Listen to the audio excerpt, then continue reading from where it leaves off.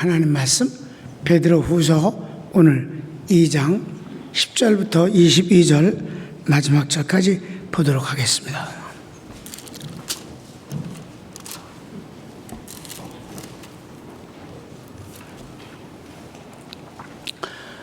베드로서는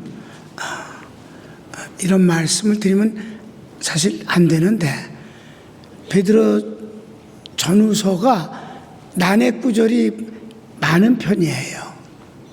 근데 아주 신학적으로 깊어서 해석이 어렵다, 그런 심오한 구절 때문에가 아니라 무슨 말인지 모르겠다, 이런 것 때문에 되어지는 혼란이에요. 그러니까 말의 연결이, 단어가 이렇게 연결되어지는데 이렇게도 이런 뜻도 있는 것 같고 저런 뜻도 있는 것 같고, 이 혼란스러운 게 좀 많아요. 근데 이럴 때 어떻게 되냐, 성경을 여러 번 읽는 거예요. 무슨 마음을 갖고 이걸 썼을까 하는 것을, 이제 작은 것을 알려면 이 작은 것에 자꾸 묻혀 있으면 아주 힘들어요. 그러지 말고 한 발짝 뒤로 물러가서 한 구절을 이해하려면 단락이 있어요. 그거를 봐도 잘 모르겠으면 한 장을 보세요.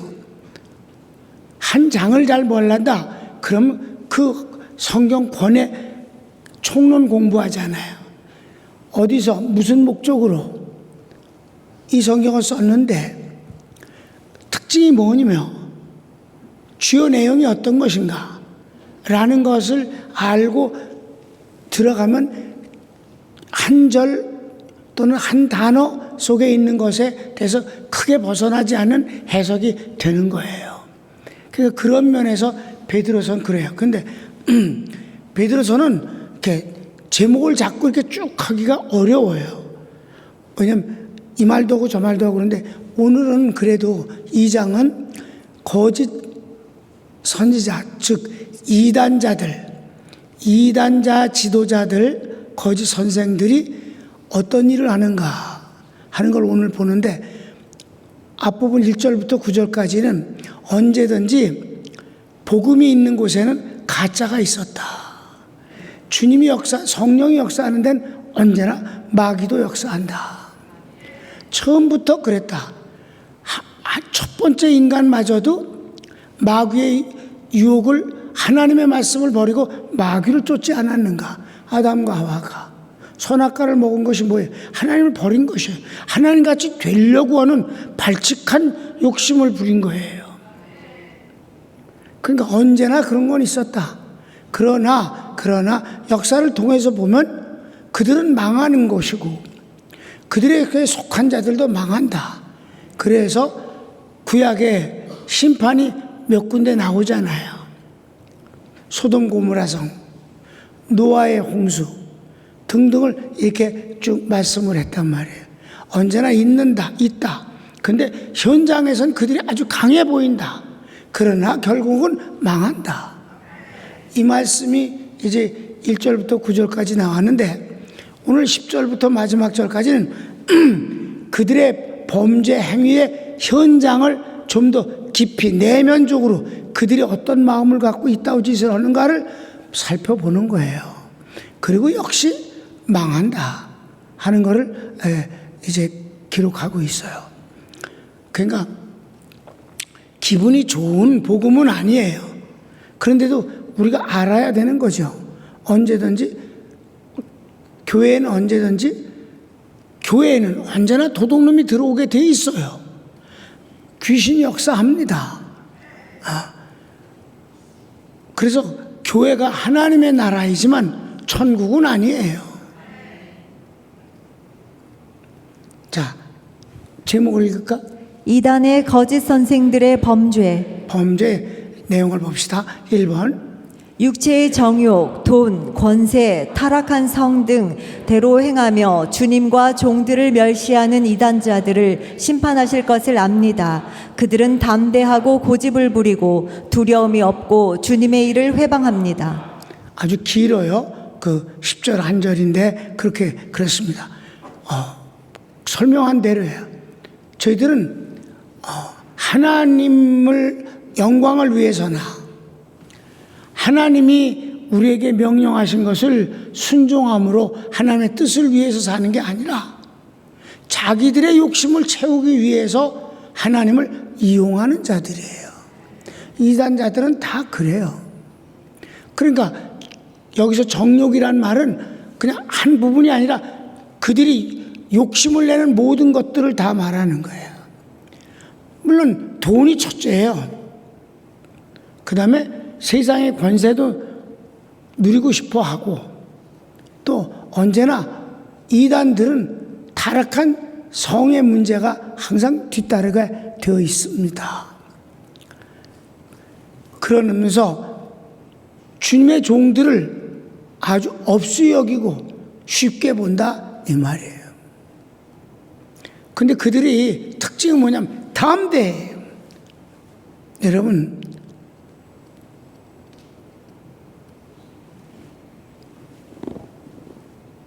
믿는 사람들도 귀신 얘기하면 무서워합니다. 평강교인들은 안 무서워도 믿는 사람들이 얼마나 귀신 무서워해요. 그래서 옛날에 귀신 영화 있었어요. 오맨인가? 그런 영화 있어요. 여자아이가 귀신 들려갖고 막 이랬는데 신부가 막 귀신 추방하려고 그러다가 귀신한테 맞아 죽고 그러는 거. 귀신 쫓아내다 맞아 죽어. 그런 게 이제 그 영화야. 근데 믿는 사람들이요, 참, 난 그건 아주 진짜 코미디라고 생각해요. 넌센스예요. 하나님은 안 무서워하고 귀신을 무서워해요. 여러분, 하나님은 사랑이시지만 하나님을 우리는 경외한다고 합니다. 하나님을 두려워할 줄 알아야 돼요. 하나님을 두려워하지 않으면 믿음이 없는 거예요. 근데 이들은 담대하다는 뜻은 누구에 대해서 담대해? 하나님에 대해서 담대해. 안 무서워. 하나도 안 무서워해. 그리고 고집을 부리지. 고집. 떳떳하고 고집을 부려. 아주 정말 기가 막혀. 두려움이 없다. 그리고 주님의 일을 회방하는 일을 아무렇지도 않게 생각해. 자, 이게 이렇게 긴 게 10절이에요. 시작. 특별히 육체를 따라 더러운 정욕 가운데서 행하며 주관하는 일을 멸시하는 자들에게는 형벌할 줄 아시느니라. 이들은 당돌하고 자긍하며 떨지 않고 영광 있는 자들을 비방하거니와. 그렇습니다. 그렇게 담대한 게 그들의 특징이에요. 우리는 하나님을 두려워하는 사람입니다. 하나님을 사랑하지. 사랑하지만 없이 여길 수가 없어요. 우리가 하나님을 어려워하는 건 당연한 것이잖아요. 그러면서도 그분을 사랑하고 사모하지 않냐 이 말이에요. 자, 2번. 저들보다 더 큰 능력을 가진 천사도 주 앞에서 저들을 송사하지 않습니다. 이게 무슨 말이냐면 이게 그냥 복음이에요. 천사는 원래 죄인을 고발하지 않아요. 그런 능력이 없어요.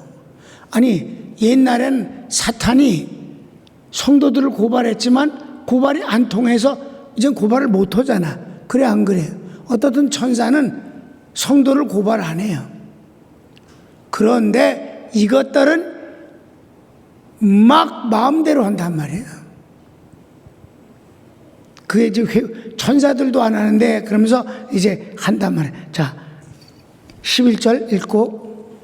더 큰 힘과 능력을 가진 천사들도 주 앞에서 그들을 거슬러 비방하는 고발을 하지 아니하느니라. 천사도 그들을 고발하지 않는데 그들은 어떤 짓을 하냐? 3번. 그러나 이들은 심판받기 위해 태어난 이성 없는 짐승 같아서 주의 일을 회방하나 끝은 멸망입니다. 막 회방한단 말이에요. 그따구 짓을 하지만 천사는 고발하지 않아도 이들은 끝내는 멸망당한다. 이게 정해진 것이다. 태어날 때부터 심판받기 위해 태어난 자들이다. 그래서 여러분, 이단은 회개하는 법이 없어. 12절 말씀. 그러나 이 사람들은 본래 잡혀 죽기 위하여 난 이성 없는 짐승 같아서 그 알지 못하는 것을 비방하고 그들의 멸망 가운데서 멸망을 당하며. 그래요. 그러니까 참 이단은 믿지 않는 사람보다도 더 끔찍스러운 거예요. 여러분, 이단에게 빠져 있는 사람들은 어때요? 거기서 그 교인들을 통해서 갈취하잖아, 돈을 벌고. 우선 그 교인들이 잘 사는 꼴을 못 봐. 집단 생활하고 노동력이 착취되고, 그런데도 거기에 있단 말이에요. 4번. 그들은 두려움 없이 죄를 즐깁니다. 그들의 특징이 하나님을 두려워하지 않고, 그러니까 심판을 두려워하지 않고, 세상도 두려워하지 않고, 아주 담대하다 이 말이에요. 여러분, 심판이 두려워야 예수님을 믿습니다. 예수님을 믿은 뒤에도 하나님의 별이 무서워서 회개를 하는 겁니다. 9월달에 우리 회개와 감사 신방을 해요. 하나님을 인정하면 회개를 하게 돼 있어요. 자, 그래서 그들은 그냥 뭐 세상적이지, 뭐 아주 완전히 사탄적이지, 뭐 담대하게 즐기지 아주. 자, 봅시다, 성경을. 불의의 값으로 불의를 당하며 낮에 즐기고 노는 것을 기쁘게 여기는 자들이니 점과 흠이라. 너희와 함께 연회할 때 그들의 속임수로 즐기고 놀며. 낮에 논다는 말은 일을 안 한단 말이에요. 어떤 자식들이, 지도자놈들이 더 그냥 돈을 많이 챙기고 지 멋대로 사는 거야. 마음대로 살고. 처음 예수를 믿은 사람마저도 낚아다가 같이 범죄인을 만들어. 5번. 이방인이 겨우 교회에 나왔는데 그들은 성적 타락으로 유혹하는 저주의 자식입니다. 가장 쉬운 타락이, 유혹이, 그게 제일 쉬우니까. 자, 성경을 읽어봅시다. 음심이 가득한 눈을 가지고 범죄하기를 그치지 아니하고 굳세지 못한 영혼들을 유혹하며 탐욕에 연단된 마음을 가진 자들이니 저주의 자식이라. 여러분, 이단들은 다 불쌍한 사람들한테 접근해요. 처음엔 도와주는 척해. 막 가난한 동네 여기 재래시장 매주 토요일이면 청소해줘. 길 닦아주고. 그리고 가난한 사람들 가서 뭐 사주고. 이렇게 유혹을 해. 걸려들었다가 이제 끝나는 거야.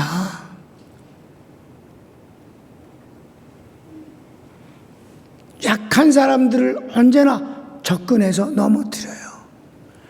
강한 사람 절대 접근 못해.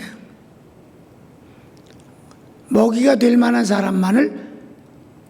그래서 겨우 교회에 나왔는데 그걸 낚아채서. 자, 6번 시작. 저들은 발람과 같은 길을 가는 자들입니다. 물 없는 셈이요 안개요 심판의 주인공입니다. 발람이 누군지 알죠? 하나님의 선지자 노릇을 한다고. 가짜 선지자야. 그 애가 이단이야, 바로 발람이. 그가 왜 이 유대교의 선지자가 되겠다고 자처했을까? 유대인들이 굉장하잖아요, 하나님 역사하신 게. 애굽에서 10가지 재앙을 통해. 그것뿐이겠어? 홍해를 가르고 넘어왔지? 광야에서 매일 만날 먹지? 구름기둥, 불기둥이 그들을 인도하지? 매일같이 반석에서 물이 막 폭포처럼 솟아나서 저희들이 먹고 마시고 생활하지? 이런 민족이 어디 있겠느냐? 여기에 내가 선교사 노릇을 하면 얼마나 근사하겠는가? 그 가짜 선교사하는 거예요.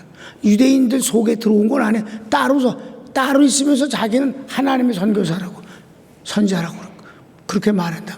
그러니까 발람을 찾아가 갖고 그 먼 곳을 찾아가서 아무래도 우리가 기다리고 있다간 망하겠다. 다 죽을 것 같으니까 저 이스라엘 민족 좀 저주 좀 해달라. 이래잖아요. 여기 민수기 22장부터 25장까지 보면 발람이 발락 앞에서 언제나 선지자인 척해. 나는 하나님이 말씀하신 것만 전할 뿐입니다. 그런다니까. 돈도 주고 막 높은 자리도 제안을 했어도 뭐 그거 상관하지 않고 꼭 이스라엘 축복을 한단 말이에요. 발람이. 왜? 하나님이 그렇게 주셨어요. 발람에게. 거짓 선지자에게 하나님의 말씀을 주셨다고. 그러니까 그렇게 하니까 발락이 화를 내면서 어떻게 그럴 수가 있냐고 막 탓을 했어요. 그래서 진짜 선교사인 것 22장부터 25장까지 보면 발람이 잘못한 게 없는 것 같았고, 근데 어떻게 하냐? 앞에서만 고르고 뒤에서는 딴짓을 한단 말이야. 그리고 돈 다 받아먹고 높은 자리를 차지했어요. 그게 이스라엘 백성들이 이 광야 생활에 끝나는 마지막 1년을 얘기하는 거예요. 1년에 있은 일이에요. 그때 아론도 죽고 모세도 죽어요. 그 마지막 전쟁이 바로 그 전쟁. 그래서 발람이 그래서 그 어마어마한 돈도 받고 그러면서 뭘 했어요? 유대 민족을 모압 여자들과 간통하게 하잖아. 그러면서 그 신을 같이 섬기게 하잖아. 그러니까 하나님을 버리고 그 신을 섬기면서 그 여자들하고 놀아나니까 하나님이 연병을 심판을 주시니까 벌을 주시니까 23,000명이 장티푸스에 걸려 죽었다고. 그런데 여러분 비느하스가 다 공부해서 알잖아. 창으로 꽤 죽였잖아. 남녀를. 하나님이 그때 비로소 연병을 그치게 해주셨어. 그리고 비느하스의 후손이 영원한 대지상이 되게 하셨어. 이게 바로 발람 작품이었단 말이에요. 발람 작품. 그래서 발람은 그 덕분에 막 높은 자리를 차지하고 그 고향에 안 가고 거기서 살았다고. 호의호식하면서 얼마 동안 살았을까? 여러분 6개월을 못 살았어.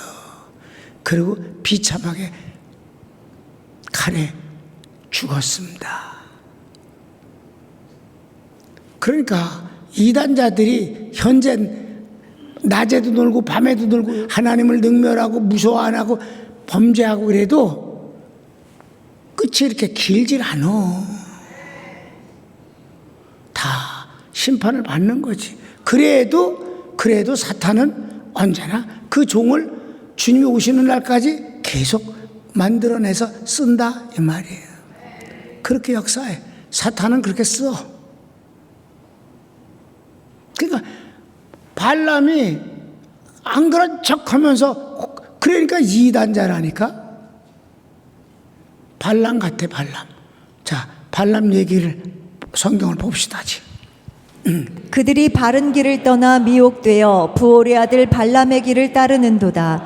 그는 불의의 삭슬 사랑하다가 자기의 불법으로 말미암아 책망을 받되 말하지 못하는 나귀가 사람의 소리로 말하여 이 선지자의 미친 행동을 저지하였느니라. 이 사람들은 물 없는 샘이요 광풍에 밀려가는 안개니 그들을 위하여 캄캄한 어둠이 예비되어 있나니. 그래. 아무리 그래도 소용이 없는 거예요.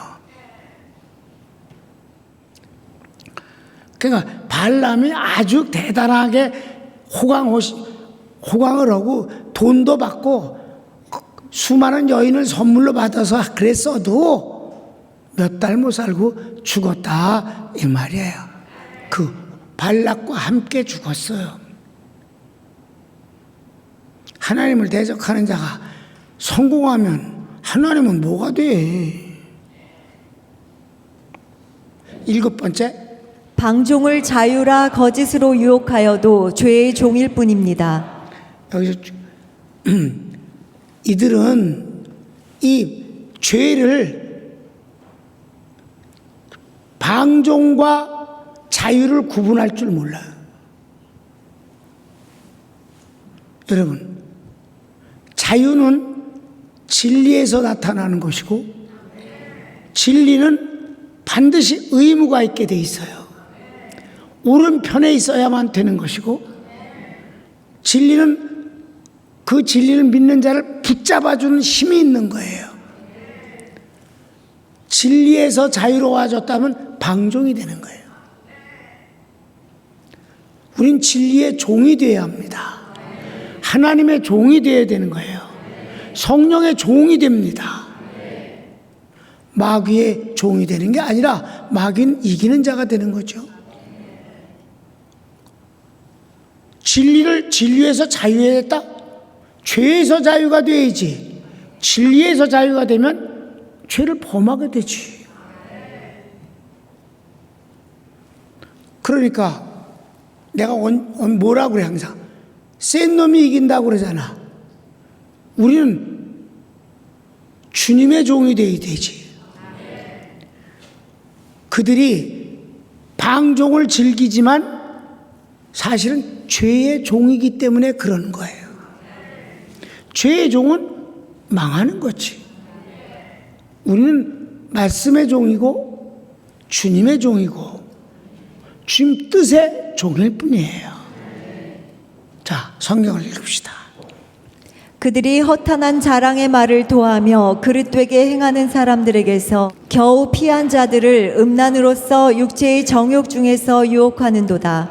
그들에게 자유를 준다 하여도 자신들은 멸망의 종들이니 누구든지 진자는 이긴 자의 종이 됨이라. 그들은 마치 교회를 이기고 진리를 이기고 주님을 이긴 것 같이 해도 그랬을 땐 뭐가 요해져? 죄의 종, 심판의 종, 사탄의 종이 되는 것뿐이다. 그러면 결과는 망하는 거다. 그런 얘기지 뭐. 아주 쉬운 얘기를 성경이 너무 어렵게 썼어.